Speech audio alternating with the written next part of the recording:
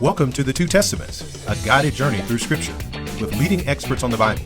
Hosted by Ronnie Cosman and Will Kynes. Subscribe wherever you listen to podcasts or at the2testaments.com, where you can also donate to support our work.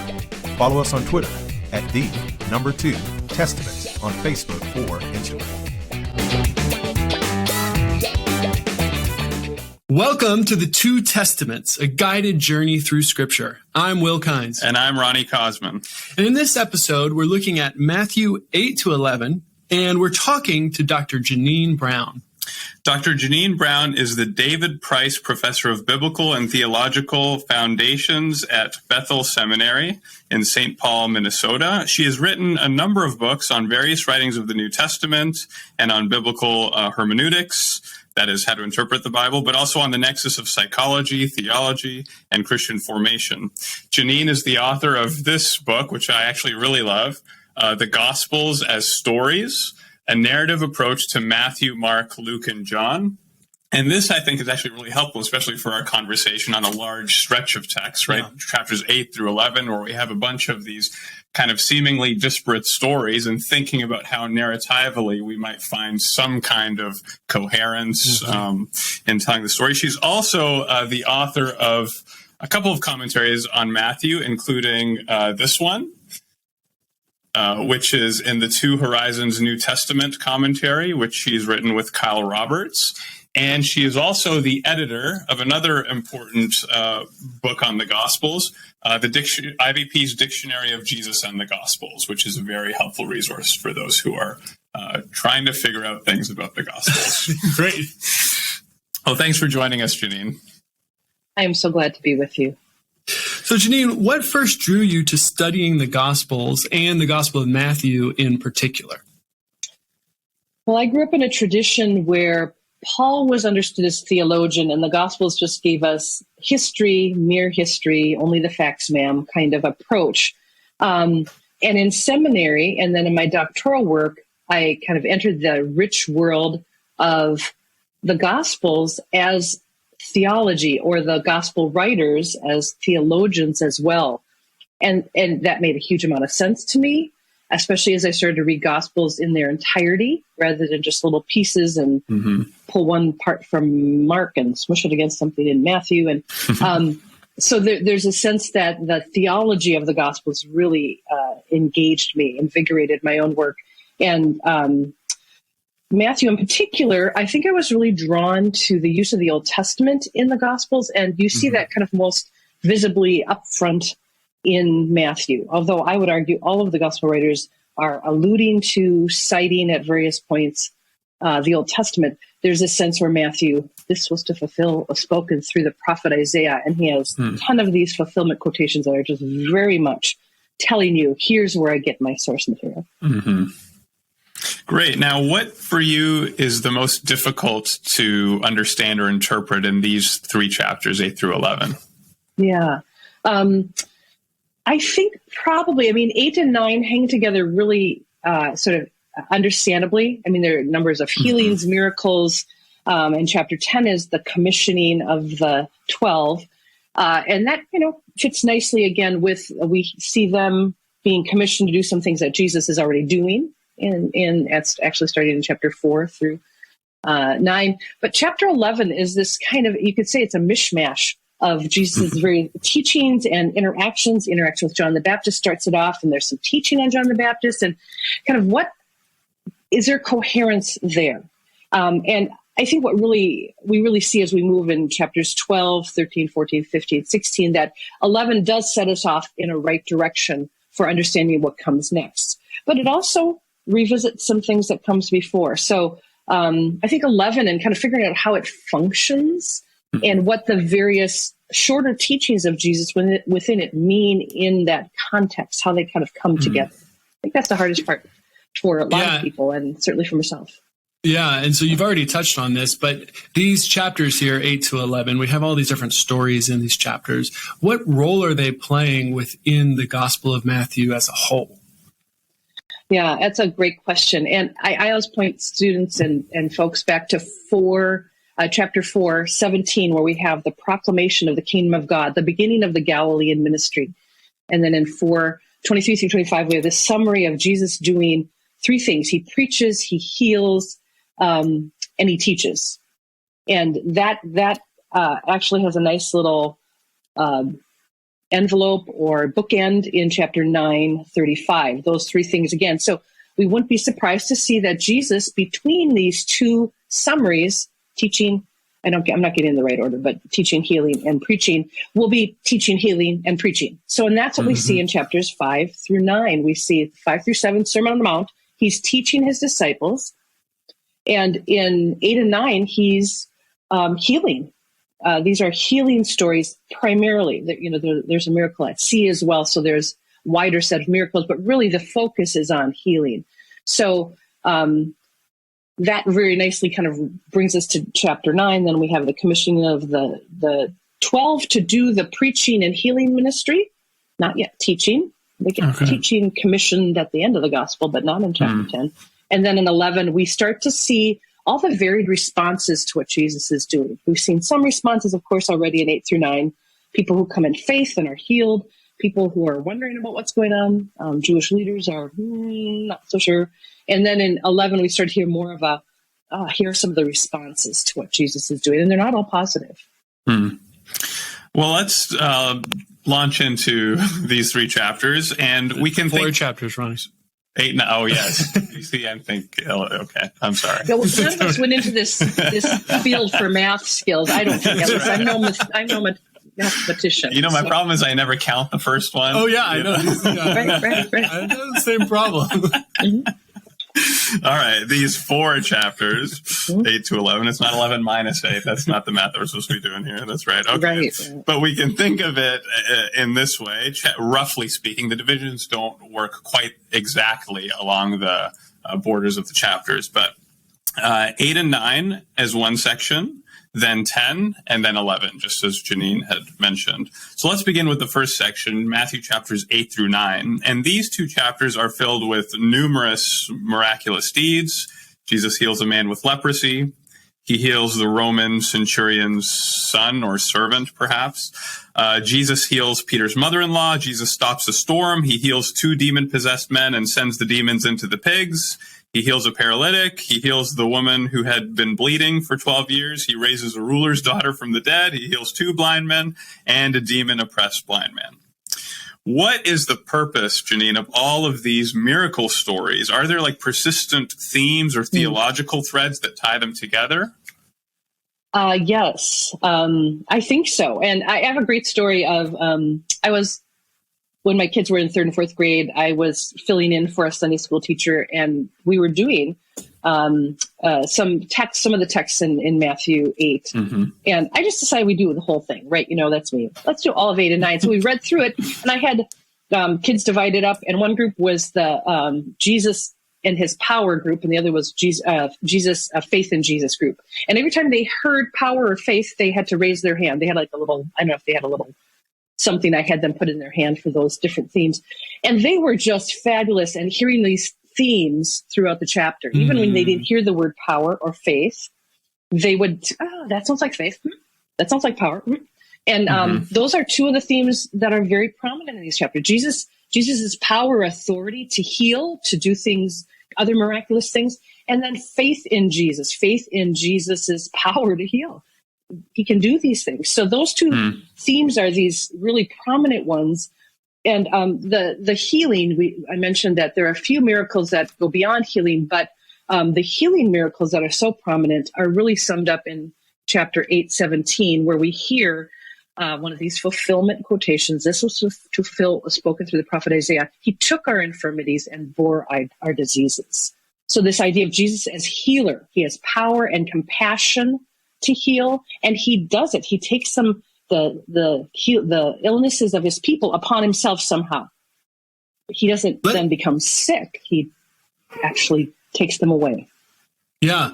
Let's talk about that fulfillment passage there, and then maybe we can circle back and look at some other issues here. So the passage that's being referred to there is Isaiah 53, verse 4, which says, surely he has borne our infirmities and carried our diseases. So do you think that Matthew's fulfillment fits within the purview of what Isaiah means by those words in chapter 53? I do. And here's how I see the line or the thread that connects. In Isaiah, all the way from chapter 42 through 53, we have what are often called the Isaiah servant songs or servant poems. And there's lots of debate in Isaiah studies about how these hang together, what they do. But I think Matthew makes something of these various texts because he will allude to or quote Isaiah 42, chapter 12, long quotation, or Isaiah 53. So he uses these texts to say Jesus is this one who is the servant. Now, I think important in Isaiah, who is the servant? I certainly think, however you kind of answer the question granularly, in terms of the bigger picture, Israel is the servant. Israel was to be a light to the nations. Israel was to fulfill that lovely text in 42, 1 through 4, to bring justice to the nations. But the servant is not able to do that.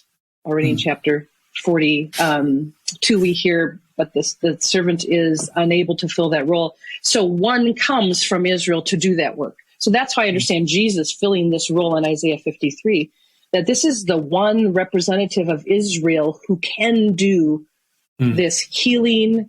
And also, I mean, that's obviously Isaiah 53, we think about the suffering servant. He will go to death for his people to bring them redemption. So I see Jesus there, yes, but as a sort of the epitome of all that Israel was to do and the perfect Israelite, the representative one. Okay. So back now, looking at these texts more generally, we've got a number of different characters that appear here in chapters 8 and 9. Is there anything significant about them and the way in which they're presented to us? Yes. I mean, one thing that does tie them together is their trust that Jesus can help them. We hear this in the leper, or the person with the skin disease, the man with the skin disease. If you are willing, you can make me clean. And Jesus says, I am willing. So there's this trust and faith. And then we hear it very explicitly with the centurion who trusts Jesus to heal his slave. I think it's probably slave or servant from a distance even. He doesn't have to come to his house. He's a Gentile. He knows Jewish people don't just waltz into Gentile houses without good reason. You don't have to do that. And then, so we hear that theme repeated in chapter 9, 22, 22, 29. You hear the theme of faith. So they are people that come from these Jewish crowds. These are primarily Jewish crowds. Now, the Roman centurion or the centurion is a non-Jew. It's the one non-Jew in this whole passage, probably. But they come in faith, so they have this theme of faith. But, they're men, there are women, there's a lot of diversity as well. They have come with various ailments. So Jesus is doing this extraordinary healing. I think Matthew wants us to hear the great variety of healings Jesus is able to do and willing to do, and that this is part of his mission. He is that servant who will bear their diseases. So I think that's something that ties all of them together. What do you think of the, of the woman who she says in 9 verse 20, we read, then suddenly a woman who had been suffering from hemorrhages for 12 years came up behind him and touched the fringe of his cloak. For she said to herself, if I only touch his cloak, I will be made well. Do you think there's anything particularly significant about that? Why is she touching the fringe of his cloak? It's like he's so powerful. He's got all this healing power coming out of him. I just need to touch the fringe. Or are there other significances to this? Yeah. And one thing that's interesting is you hear about the fringe here and also in chapter 15 that Jesus is wearing these tassels from Numbers that are required for Jewish men to wear. I mean, one of the things we hear throughout Matthew is that Jesus is obedient to the Torah. He's just a Torah obedient Jew. So I think that's one piece that's sort of, I don't think it's Matthew's main point. I think he just sort of shows it because it was true, But her faith is very, it's an amazing faith to think all I need to do is touch. I don't think she wants to necessarily get in the fray, She's been maybe used to just kind of sitting outside of things and staying out of the way. And so it's a great faith. Take heart, daughter, your faith has healed you. There's this kind of amazing, compassionate, powerful picture of maybe her, a little bit of fear with her faith, great faith, but the sense of I don't really need to even do much more. I don't have to bother this great teacher. So it is kind of a powerful scene, isn't it? That Jesus heals and notices. Mark heightens kind of the details. So we hear more of the details. He notices power has gone from him. We don't have that in Matthew. Matthew often shortens Mark's stories just because I think Matthew wants to communicate more stories. He wants to add in all sorts of accounts that Mark doesn't have, and certainly a lot of teaching that Mark doesn't have of Jesus. Right. Is there, there's a text, I think it's in Malachi, right, where it says, and there is healing in his wings. Interesting. I think I've seen heard that connected. I think Dale Allison, I think, makes the connection that he sees that text being evoked. So interesting. That Matthew sees this as the wings of Jesus at the fringes of his garment. Very edges kind of thing. Right. Yeah, and Dale Allison is very attentive to Old Testament connections in the Gospel of Matthew, a Matthean scholar who, the Jewish roots of Matthew are very important in his work. So, and I love his work. It's just amazing stuff. So we interviewed him for the introduction to Matthew. Yeah. So listeners, if you haven't listened to that episode yet, you can go back and listen, and you can hear him talk about the importance of Old Testament connections throughout the book of Matthew. Yeah. Yeah, the other, the other thing about some of the characters, we have this Roman, right, centurion, and then we have the other characters are the demons, right? Who in chapter 8 at the end. Yeah, that's kind of bizarre characters who also, you mentioned the motif of Jesus's authority. Right. In all these different realms. Right. So he has authority to heal. But the Roman centurion is a Gentile recognizing Jesus's authority, which is interesting. He's the son of David. He's the king of Israel. And so we have a Gentile in a way recognizing the authority of the Davidic king. But then it's interesting that the demons have to ask permission, right, to go into the herd of pigs. Yeah, they know they're in trouble, right? And so they're trying to figure out their best route. Yeah, it is. It's such and again, in Mark, we have an extension. It's an extended story, and this is a bit shortened, but you still hear that theme of authority. And they recognize language, son of God, and how exactly that term functions in first century Judaism. They clearly have an awareness of his distinctiveness through his authority and through that language. Yes. So since we brought up demons, let's talk about the connections between demons and sickness in these chapters. And really, we see this elsewhere in the gospel as well. A couple of examples. 8:16, it says, that evening they brought to him many who were possessed with demons, and he cast out the spirits with a word and cured all who were sick. Now, you've got an interesting connection of the two ideas there. 9:33, and when the demon had been cast out, the one who had been mute spoke. So what's going on here? Why are exorcism and healing frequently tied together? And related to this is a question that our students will sometimes ask us, or you may encounter in churches. Can Christians be possessed by demons? And should the church be doing exorcisms? Can these passages help us think about that? Yeah. Sometimes in our modern context, in Western modern context, these texts land, they're interesting, but you're like, wait, how do I apply that? I think it's just a great question. I would say first that Matthew, his umbrella, if you might call it that, is healing, and demon possession fits within that, or demonic oppression fits within that. We see that in chapter 4, verse 23, 24. The big three things Jesus does in verse 23 are I'll get them in the right order here: teaching, proclaiming the good news, or preaching, and healing. But then we hear news about him spread all over Syria, and people brought to him all who were ill with various diseases, those suffering, severe pain, the demon-possessed, those having seizures, etc. So it becomes one part of the healing work of Jesus. And we hear how often Matthew will talk about somebody who's demon-possessed and say Jesus healed them. So that the language of healing is really the prominent language. Jesus as healer is the prominent category. So in chapter 12, 22, then they brought him a demon-possessed man, and Jesus healed him. So that's often how Matthew frames it. If you go to Mark, the first thing Jesus does in terms of his authority and power is cast out a demon. In Matthew, the first power encounter that happens is a healing. So you have this sense that Matthew really understands the demonic to be under the category of illness, but not necessarily coterminous, like somehow every illness is caused by a demon.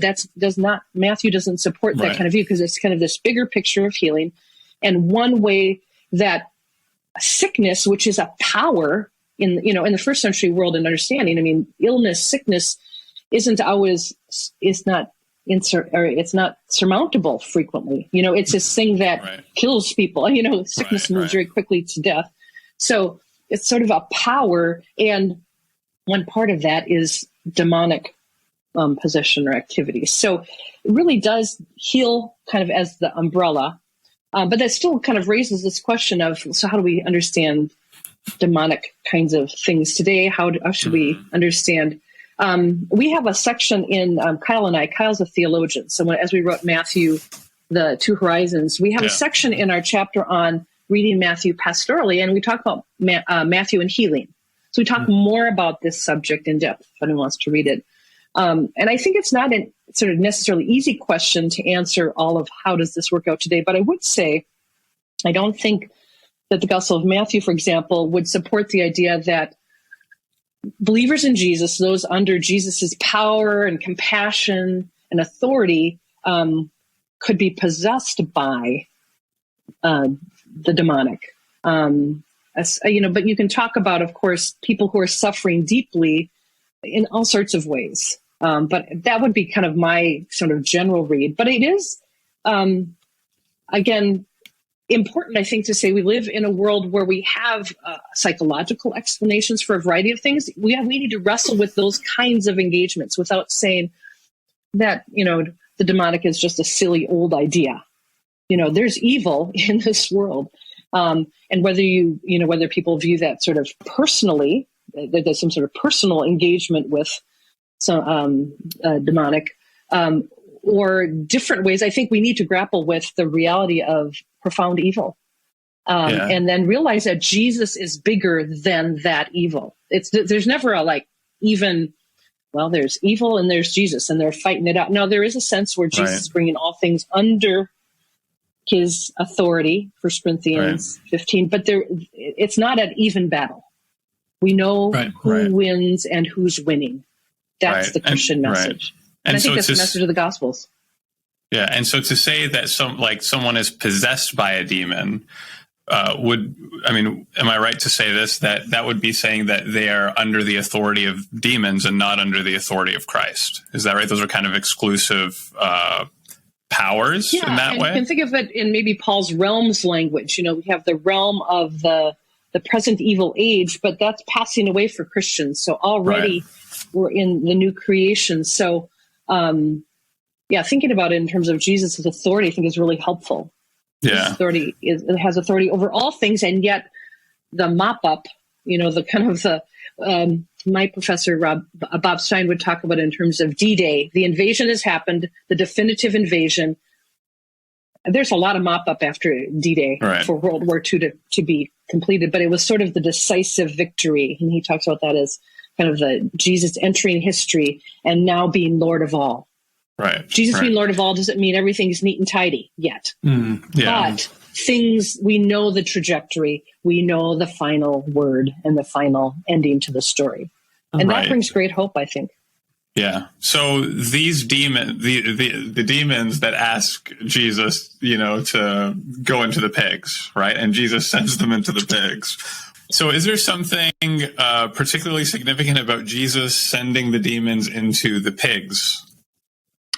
Yeah, they are unclean animals, and they're kind of, in some ways, the epitome of unclean. I mean, non-Jews know that Jews did not eat pork. I mean, it was kind of a known quantity in the first century world. So it is a case that they're unclean, and they're already in they're in among the tombs, unclean as well. The dead are unclean. So the Jewish category of unclean is heightened in this story. So I think that their pigs, kind of fits this whole, this is a very unclean, and Mark will use a language not of demon possessed, but impure spirits. So impurity shows up even in the language in the longer story in Mark. in terms of how these spirits are described. So I think that's part of it, to kind of really say this is the place Jewish people don't want to be here. I mean, it's not that Jewish people couldn't interact with the dead. They had to take care of those around them, their family members who died. But, the need for cleansing, and Jesus just is there and he's taking care of. So his authority, I think, is really heightened over all of life, including the unclean. Interesting. Jesus, though he is a law-abiding, Torah-abiding Jew, is not afraid of ritual sort of impurity that can be cleansed, because he is the one who cleanses. He is the one who brings his authority to bear. And what do you make of the response of the people? They beg him to leave, right? I mean, I would think hey, he just cast out the demons out of this guy who's been possessed and dominated by the demons. But the poor swineherds, they've just gone bankrupt because they lost all of their pigs. Yeah, that's a very good point. And the different responses that are kind of just introduced in chapters 8 and 9 will be really heightened in 11 and 12. We'll start to see that even though this one is coming and bringing the kingdom, not everybody is welcoming. And I think it's kind of an important motif that gets heightened here. And they just want him to go away from the whole region. He's kind of gone across into the region of the Gadarenes, and he just back into sort of fully Jewish territory after this. So the response is important. Well, let's switch over to chapter 10, and we'll actually begin at 9:35. In 9:35, Jesus sees that the crowds are harassed and helpless, like sheep without a shepherd. And then he tells his disciples to pray that God would send out laborers. And then in chapter 10, Jesus sends out the 12 apostles, who are presumably the laborers. What is the mission that Jesus gives the 12 apostles, and how does it relate to or mirror, extend Jesus' own ministry? Well, I had mentioned already that the two of the three things, teaching, preaching, healing, two of them show up in chapter 10, preaching, healing, and exorcisms, even right at the beginning. They receive authority to drive out impure spirits. They aren't given teaching ministry. And we might say, well, what's not a big difference between teaching and preaching. But Jesus has been explicitly teaching in the Sermon on the Mount. His teachings are, in Matthew, kind of centered in chapters 5 through 7, Sermon on the Mount, and 4 other great discourses of Jesus that show up in 10, 13, 18, 24 through 25. And it's only at the end of the gospel, 28, 19 through 20, that we hear that the 12 are now the 11, and, by extension, the church is to go and make disciples, baptizing and teaching them all that I have commanded. So this sense that Jesus' teachings need to be heard, wrestled with, understood before they're handed off to the 12. So I think it is important that in this mission, that the commission that they receive, the healing and preaching the kingdom, announcing the good news, the kingdom is arriving, is the focus rather than teaching as well. One of the interesting pieces that Jesus says in 5 through 6, he limits their mission to the lost sheep of Israel, or lost sheep of the house of Israel, which is something in 15:24 we'll hear Jesus say about his own ministry. He has come for the lost sheep of Israel, or of the house of Israel. So there's this coherence between his ministry to Israel, to the Jewish people, prior to the Great Commission, which then is open for Gentiles. And yet we see these Gentiles, a few Gentiles, show up in Jesus' Galilean ministry, Roman centurion, but also Canaanite woman in chapter 15. Lots of connections between those two texts, lots of similarities. They both have to press a little bit for a healing to happen, I would say. In 8:7, I think a question is there. Shall I come and heal him? So there's this sense that first to the Jew, then the Gentile. Paul would say it that way, I think, in Romans.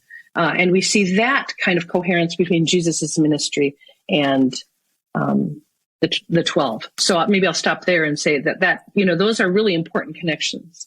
Sure. In chapter 10, verse 13, Jesus says, or verse 12, as you enter the house, greet it. And then verse 13, if the house is worthy, let your peace come upon it. But if it is not worthy, let your peace return to you. What does that mean, to let your peace come upon it or return to you? Yeah, it's language in the Jewish world of reception or welcome. And Jesus is saying, if you have a welcome, then you can embrace that house and, your peace, your blood, the blessing that they bring, the announcement of the kingdom, all the things that the disciples will be announcing will benefit that household. But if they don't welcome you, then you're free to leave. You go where you're welcome. The message, and this is part of that theme of the message isn't going to be received by everybody. You get this little hint that there's going to be welcome. And for those people, the peace, the reception, all the blessings. And because the shalom language from the Old Testament, as you know, is a very rich kind of, it's not just, the 60s or 70s peace thing or whatever it is. It's this rich kind of well-being and restorative language. So it's significant that here there's this, even the disciples will experience this sort of divide. Some will welcome them, some will not. And speaking of that divide, verses 32 and 33, we see, everyone, therefore, who acknowledges me before others, I also will acknowledge before my Father in heaven. But whoever denies me before others, I also will deny before my Father in heaven. And that language of denial immediately makes me think of Peter's famous denials later in the Gospels. Is there a fit here between that event and this? And if so, what are we supposed to think about that? Yeah, I think that's a really interesting idea to because of course Peter is restored. This sounds definitive forever. Once I do one or the other, or so I think it is helpful to hear it narratively or narratively. That restoration is always possible, and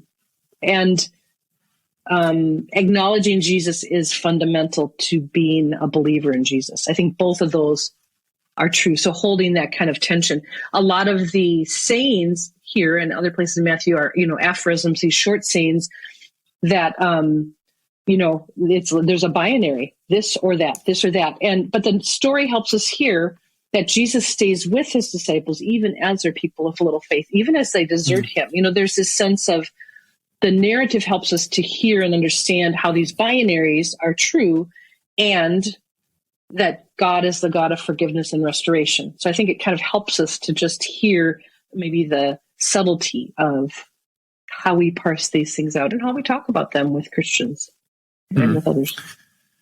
Now, Jesus refers to himself as the Son of Man, actually, throughout these chapters. In chapter 8:20, he says,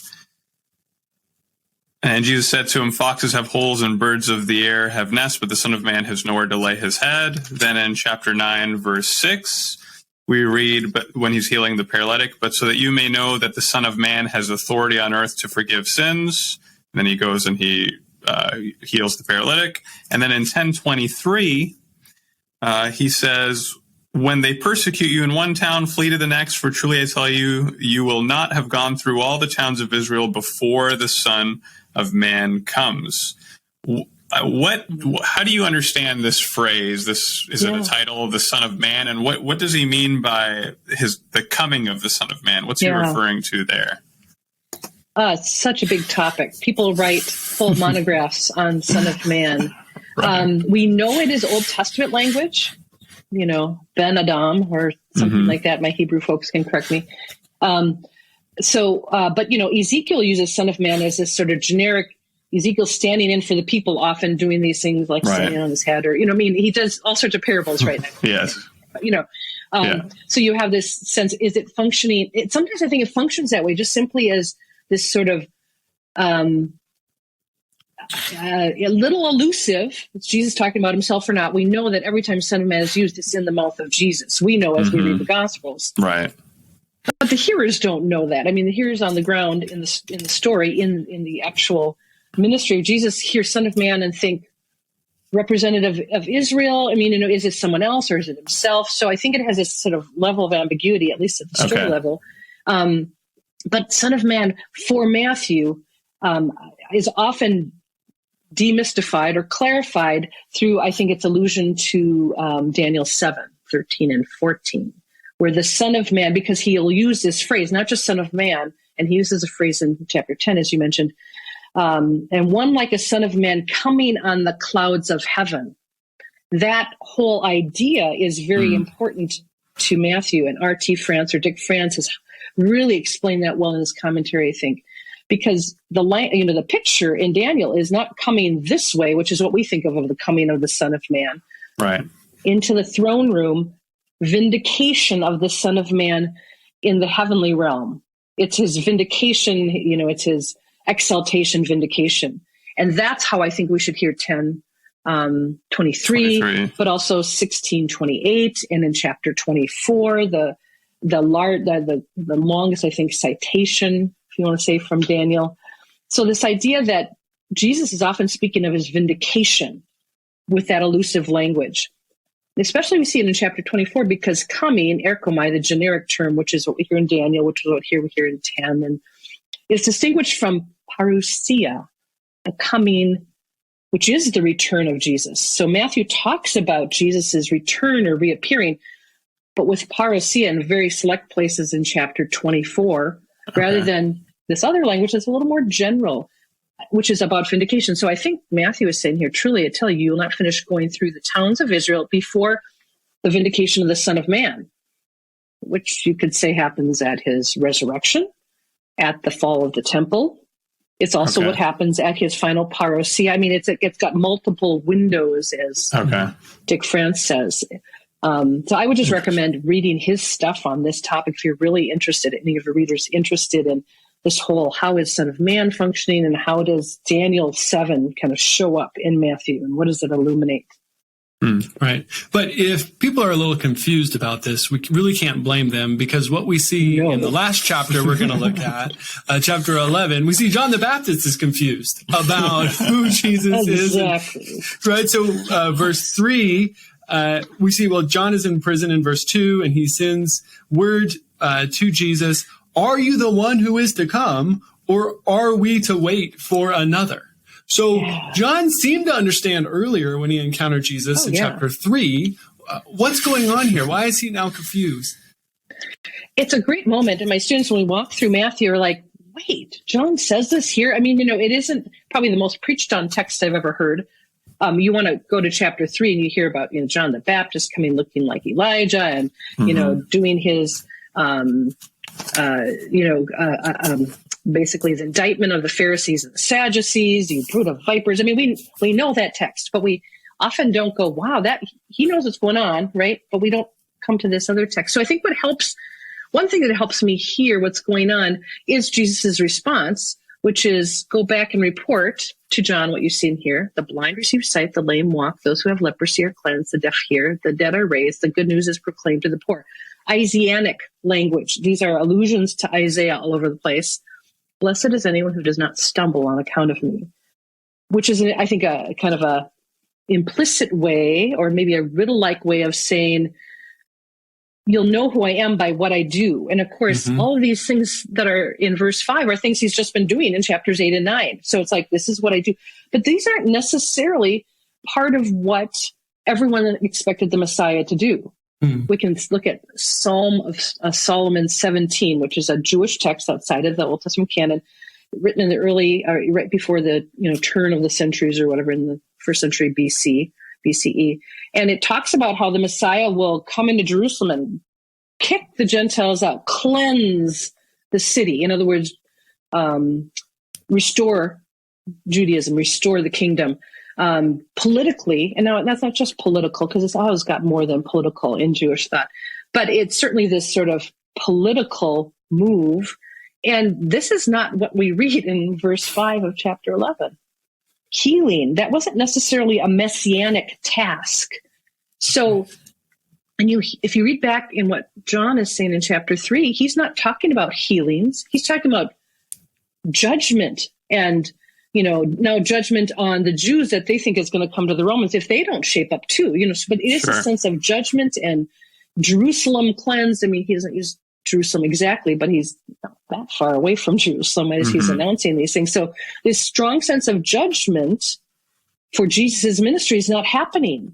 And in fact, what you see in Matthew is that judgment will be a part of Jesus's task, but it's in the time of the parousia. It's that second not yet part of the kingdom. The now of the kingdom in Matthew is about restoration, healing, wholeness, announcement of the kingdom. And so, yes, we start to see a divide in terms of people who receive or don't. But the judgment is not until he announces judgment, but he does not enact judgment. And John seems to think he's going to be enacting judgment. And he's dallying around in Galilee instead of getting to Jerusalem and getting to work like all the would-be messiahs did. Show up in Jerusalem, try to overthrow the Romans. Right. Now, and John the Baptist's response kind of nicely, I think nicely ties into this motif of Jesus' authority and the different kinds of responses we've been seeing throughout previous chapters, right? Yes. John's response is kind of like unsure, right? Yeah. Right. He speaks for whether the reader or the various characters, both and this is where, I see chapter 11, verse 2, kind of starting the new section in the Galilean mystery, 11:2 through 16:20, where the question is all about who is Jesus? Right. And it's heightened by the responses to Jesus. Right. People think he casts out demons by the prince of demons. That's a very different read, chapter 12, than John, than the disciples, than the Canaanite woman who says, Son of David. And you can heal my daughter, and I'll keep on pressing until you do. Very different responses. Now, the description of John the Baptist here is interesting. He's likened to Elijah. So we read in verse 11, Truly I tell you, among those born of women, no one has arisen greater than John the Baptist. Yet the least in the kingdom of heaven is greater than he. From the days of John the Baptist until now, the kingdom of heaven has suffered violence, and the violent take it by force. For all the prophets and the law prophesied until John came, and if you are willing to accept it, he is Elijah, who is to come. Let anyone with ears listen. What's the deal with aligning him with Elijah? We've already seen in chapter 3 that John the Baptist looks and eats like Elijah. In other words, we have a 2 Kings kind of allusion. We're meant to hear the Elijah connection. And I think John meant to enact it personally. I don't think he just happened to eat locusts and look like, he's dressing like his Old Testament counterpart. And what really makes sense of this is Malachi 4, 5 through 6, which are the last couple of verses of Malachi, where we hear God saying, See, I will send the prophet Elijah to you before that great and dreadful day of the Lord. He will turn the hearts of the parents to their children, the hearts of the children to their parents, or else I will come and strike the land with total destruction. We hear some of this cited in Luke, but I think it's the kind of implicit underlay for much of the Gospels that this one like Elijah will come right before the time of the kingdom, when everything, in Jewish thought, the kingdom is not a 2-stage kind of affair, which is really the New Testament picture already, not yet. Jesus comes and inaugurates the kingdom, but it won't be consummated till the very end at his parousia. But in Jewish thought, it's sort of 2-age, but 1 stage. And that judgment, renewal, restoration, Elijah right beforehand, kind of announcing it, that's John. So I think Matthew wants us to hear that's John. Jesus wants us to hear that's John. So that's why John's so important, but also not in the kingdom yet. He's the one right before the kingdom. Because those strange words that we hear, that not one among those born of women, verse 11, there has not risen anyone greater than John the Baptist, yet whoever is least in the kingdom of heaven is greater than he. That's not a statement of value, and it's a statement of time. It's like, if you're in the kingdom, John was beheaded right before it all started, because Jesus is inaugurated the kingdom. So it's about a temporal kind of value versus John's not important. John's terribly important, but he announces the kingdom, and chapter 14, we'll hear that he was beheaded. It's kind of a flashback. Right. Now, you had said some of John the Baptist's confusion was the lack of judgment that we see in Jesus. But we do see later in this chapter that Jesus does pronounce judgment on cities that do not respond favorably to his deeds. So in verse 21, for example, we hear, Woe to you, Chorazin! Woe to you, Bethsaida! For if the deeds of power done in you had been done in Tyre and Sidon, they would have repented long ago in sackcloth and ashes. But even this is somewhat conflicted, because in verse 25, we then hear Jesus thanking the Father for having hidden these things from the wise and understanding. So how do we hold these together? On the one hand, judgment for not responding, but on the other hand, God intended to hide these things. How can you be culpable for not responding to things that were hidden from you? Yes. And I would say I want to point to 22 that concludes that piece. But I tell you, it'll be more bearable for Tyre and Sidon on the day of judgment. See, Jesus announces judgment, but it's not the day of judgment, because judgment is part of the kingdom that awaits that final day. Because there's this time for response that's built into this now of the kingdom. So I just want to say, he announces judgment, but he doesn't enact a judgment. He doesn't come and say the great white throne is not here yet. And again, in Jewish thought, it all happened at once. So, so that's why I think kind of parsing out that John was expecting not just announcement of judgment. He was doing that. He thought Jesus would come and bring it. Right. That's not. But then this question of the culpability. Yeah. Right. And I think part of that is to realize that as we move into chapter 11, we're hearing a lot of Jewish wisdom themes, like in the Proverbs and Ecclesiastes, that wisdom literature, and the motifs of hiddenness and revelation. And I think realizing that will keep us from doing sort of this Gnostic move, which would be saying, well, some people get it and some people don't. And there's no way to move from one category to the next. That would not be Matthew. There is both this sense of you respond and more opportunity is given to you. This kind of sense of how you respond kind of opens up more opportunities for response, and the sense that God hides it from the wise, which I think in this context means the Jewish leadership, particularly in the storyline. They're the ones you'd think they would have responded. They knew back in chapter 2 that the Messiah comes from Bethlehem. I mean, they know all the answers, but they're not responding. This should be a surprise to us, that we're so used to the Gospels that we don't feel the surprise. Then in chapter 12, particularly, the Jewish leadership are going to be exactly wrong about Jesus. But that's not the expectation, really, for a first century Jewish audience, although they also know the story. They're reading it after 33 AD. But there's a sense of surprise. So the sense of the wisdom theme of revelation to those who least expect it, those are the disciples, other Jewish people, but not the Jewish leaders. Interesting. Right. So it sounds like, so on your reading, all things have been handed over to me by my Father, and no one knows the Son except the Father, and no one knows the Father except the Son, and anyone to whom the Son chooses to reveal him. It sounds like, if I'm following you, that you're suggesting that what's going on here is that when you fail to respond, then the identity and revelation of who the Son is hidden from you.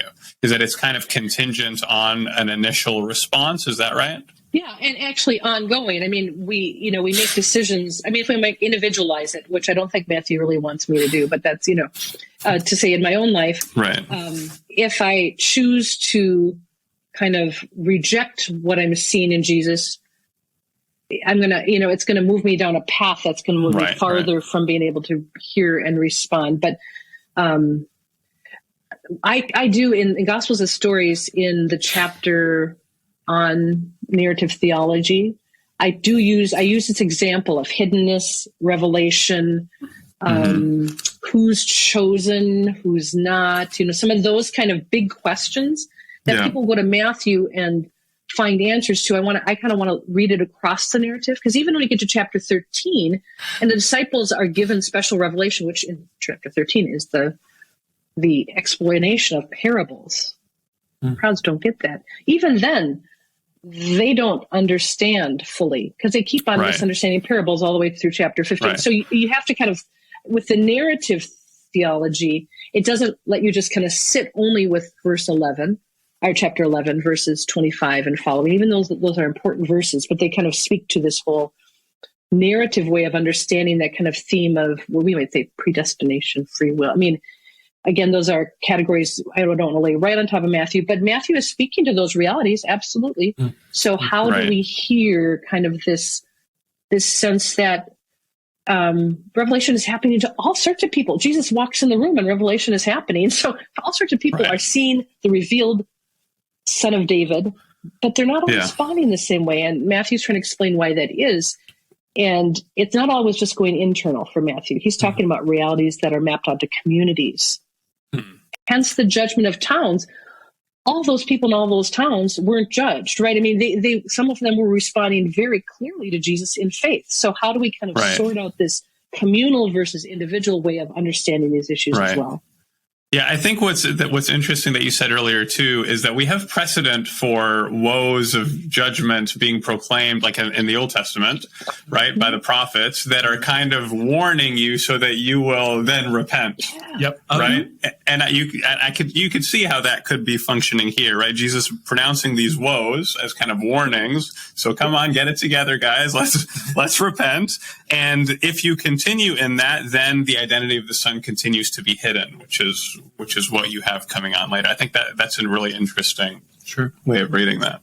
And I'll translate the woe language, the oiai, in the Greek with how dire it will be.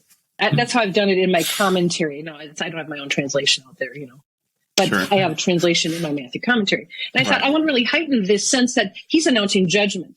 Woe can sound like, I'm going to beat you over the head right now, maybe. Or I know it's more vague, right? But how dire it will be. It's an announcement of judgment. So I find that helpful to go, yeah, Jesus wants people to respond rightly. He's giving them a chance. Yeah. Right. Now, in 11:28-30, we have a very well-known saying. It's the one that you find on placards and sewn and embroidered, and all kinds of tapestries. And the verse is this: "Come to me, all you that are weary." This is Jesus speaking. "Come to me, all you that are weary and are carrying heavy burdens, and I will give you rest. Take my yoke upon you and learn from me, for I am gentle and humble in heart, and you will find rest for your souls. For my yoke is easy and my burden is light." What do these verses mean? What's the easy and the gentle yoke here? And what is the rest that Jesus is offering to people? How does this tie to what just happened, what we've just heard? It seems like it comes out of nowhere almost. Well, the way that I've made sense of chapter 11, and this, scholars will emphasize that this is really that wisdom theme that runs through this chapter. We hear wisdom motifs like hiddenness, revelation. We also hear that Jesus himself is wisdom. 11:2, John, who was in prison, heard about the deeds, the erga of the Messiah's deeds. And then we hear about wisdom's deeds in verse 19, but wisdom is proved right by her deeds. So we have this connection as an inclusio or an envelope or a bookend that helps us hear that the deeds of Jesus are the deeds of wisdom. So then we hear, again, these themes of judgment and revelation and hiddenness. And then in 28-30, the language of these verses just drips with Old Testament wisdom language, whether from Proverbs. We can also go to some Jewish wisdom books from later times to hear just the language. Sirach, for example, wisdom. So Sirach 51, listen to this. It's some of the same Greek terms. Put your neck under her yoke. That is wisdom's yoke, zygos. And let your soul, suke, receive instruction. Same language as in this text. It is to be found, that found language, close by. See with your eyes that I have labored but little and found much peace or serenity, anapause, rest. All of that language is the same language we hear. And it's not that Matthew is necessarily reliant on Sirach. It's that this is the language of wisdom. So Jesus, as wisdom embodied, is saying, come to me. Because the only way that Torah is a heavy burden is if, like the Jewish leaders, put it on people and then don't help them at all. Don't lift a finger to help them. 23 verses 1 and 2. It's not that the Torah itself is a burden. It's that you need sort of the embodiment of wisdom to help you live in line with Jesus. So learn from me, not from the Torah, even though it's not antithetical to the Torah, but learn from me. There's this embodiment that's so powerful and rich. To learn from Jesus is just a wonderful theme to kind of think about. How do we learn from Jesus? Take his yoke upon us. It's a light yoke. It's not a burdensome way of life. Even though you read across Matthew and go, wow, there's a lot of things for me to think about doing, but it's always invigorated by this God with us. Jesus is God with us. Jesus has wisdom. Jesus is the one we learn from. It's this highly relational context in which we hear, yes, be peacemakers or whatever other piece you hear that's important. Yeah, and to reinforce this, in the next chapter, chapter 12, we get in 42, Jesus comparing himself to Solomon in his wisdom, but then saying something greater than Solomon is here, right? So his supremacy to Solomon, who would have been associated with wisdom. Yeah, the very wisdom of God that Solomon pointed to now is here, right? Yeah. Well, thank you for walking us through these chapters, these 4 chapters, and all that's there. We like to finish our interviews with a blurb from our guests. You know, this is that genre that biblical scholars seem to have perfected. So is there anything that you could recommend to us and our listeners? It could be a book, but it could be anything that you've just come across recently and you think other people might find helpful. Yeah, I'm so bad at this, but I'm going to suggest, having just talked about this whole idea of learning from Jesus, I really have appreciated Luke Timothy Johnson's book, Living Jesus. Luke Timothy Johnson is a scholar, Catholic scholar, writes tomes on Paul and the Gospels, but his little book, Living Jesus, is this kind of amazing idea of what does it mean to have a Lord that's not a teacher and Lord who's not just dead and gone, so we follow his teachings, but who's living, so we actually follow him in the way of wisdom. You know, we seek to follow where Jesus leads. And so a book, not surprisingly, I'd pick a book maybe, but it is more kind of it might be a devotional reflection, high end because it's a biblical scholar, but Living Jesus, that kind of thinking about what does it mean to follow a living Lord. He really presses into that, which is a lovely theme, I think, that fits at least Matthew 11, if not the rest of Matthew. Right. Thank you. Well, thank you, Jeannine, for that recommendation and for walking us through these 4 chapters, Matthew chapters 8 through 11. And thank you, listeners, for listening. If you would like to learn more about the other episodes and the other scholars that are guiding us through the book of Matthew, you can find us at the2testaments.com, where you can subscribe to our mailing list. And you can find us wherever you listen to and download podcasts. And if you wouldn't mind to go on there and give us your best 5-star rating, we would appreciate that. And I'm sure that our peace will rest upon you. Thanks again. The Two Testaments is produced with support from Samford University, where Ronnie Cosman and Will Kynes are professors in the Department of Biblical and Religious Studies. Thanks to you, our fellow travelers, who support this journey by donating on our website, the2testaments.com. Thanks also to Cam Thomas, Joe Zelder, and the team in the Samford Faculty Success Center, and our student assistants for their help with production, editing, and promotion.